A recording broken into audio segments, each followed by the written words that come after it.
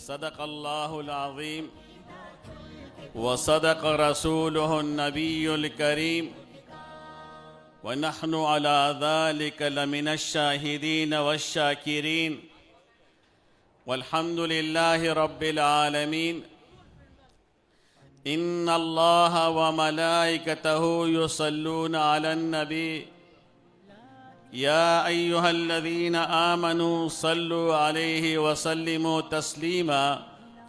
درود شریف شو سروي اللهم صل على محمد وعلى آل محمد كما صليت على إبراهيم وعلى آل إبراهيم إنك حميد مجيد. اللهم بارك على محمد وعلى آل محمد كما باركت على إبراهيم وعلى آل إبراهيم إنك حميد مجيد. محترم مسلمانان ورونو،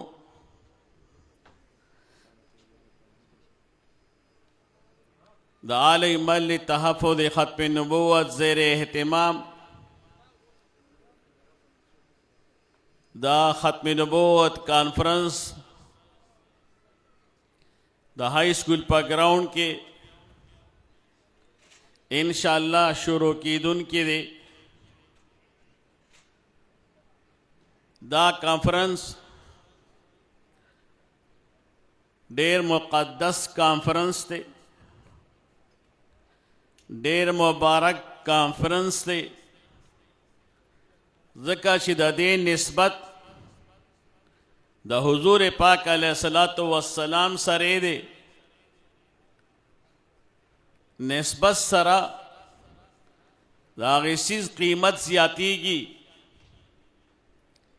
یوه خښته ده چې په بیت الخلا کې لګي او هغه خښته په جومات کې ولګي، نسبت کې ډېر لوی فرق دی. د یو څو خیال نه ساتي او د بل لپاره سپلی وباسي. نو مجمع اجتماعات خو یقیناً ډېر کېږي، خو دا کانفرنس د دې تعلق د حضور پاک علیہ الصلوۃ والسلام د ذات سره دی. د نبی پاک صلی الله علیه وسلم د تاج و تخت ختم نبوت داغی عظیم نعمت سره دی چې الله رب العالمین صرف اور صرف پټول انبیاء کی نبی علیہ السلام ته ورکړی دی. دا اعزاز صرف الله پاک نبی علیہ السلام ته ورکړی دی. نو د دې د حفاظت لپاره او د دې د دشمنانو د مخ اړولو لپاره او هغې ته دا ښودلو دپاره چې مسلمان اوس هم په ناموس رسالت باندې د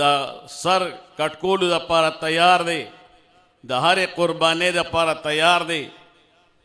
د هغې دپاره دا اجتماع ده. مونږ امید لرو چې انشاءالله زمونږ د تحصیلي تنګي عام عوام انشاءالله او خاص طور باندې د تنګي چې کوم زمونږ مسلمانان وروڼه دي آواز رسېدلی دی ټولو ته ماشاءالله. نو لږ غونې قرباني چې وکړي چې په وخت باندې د کانفرنس ته راشي. زمونږ د بعضې خلکو ذهن کې دی چې زه ماسپښین مونځ نه پس به لاړ شو، بعضې ملګري ذهن کې دی چې زه مازدیګر به ورشو. خو بهترین او ښه خبره دا ده چې په وخت باندې ملګري راشي. انشاءالله علماء کرام بزرگان هغې به انشاءالله بیانونه کوي. د ماسپښین مونځ نه مخکې ماشاءالله بهترین بیانونه دي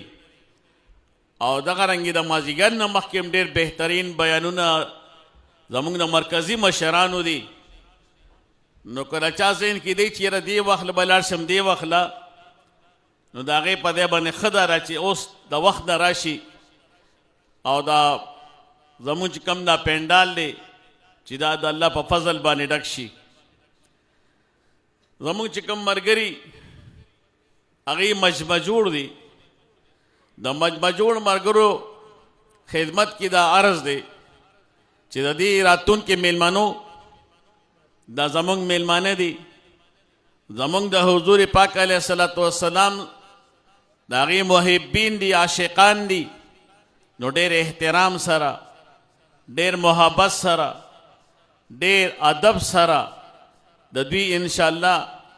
دې ځای ته رانږدې کول او لږ په ترتیب باندې ناسته د دې لپاره انشاءالله کوشش کوو دا کوم ملګري چې د ګس طرف ته ډېر ناست دي که دوی لږ مخکې راشي نو دا به ډېره بهتر وي خو زما خیال دی چې زمونږ دا چې کوم ملګري دي مجمع جوړ ملګري ډېر مینې محبت سره دوی احترام وکړي او چې کوم نوي راځي چې هغې م انشاءالله ځای ته رارسوي او په خپل خپل ځای باندې انشاءالله کینئ دا به ډېره بهتره خبره وي الله م خوشحاله که خفه کېږې مه زمونږ د سترګو تور یې په مونږ باندې ډېر ګران یې صفا خبره نبی علیه اسلام عاشقان یې نبی علیه اسلام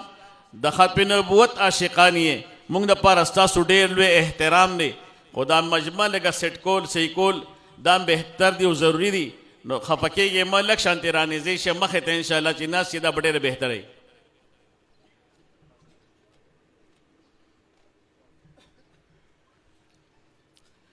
د دې کانفرنس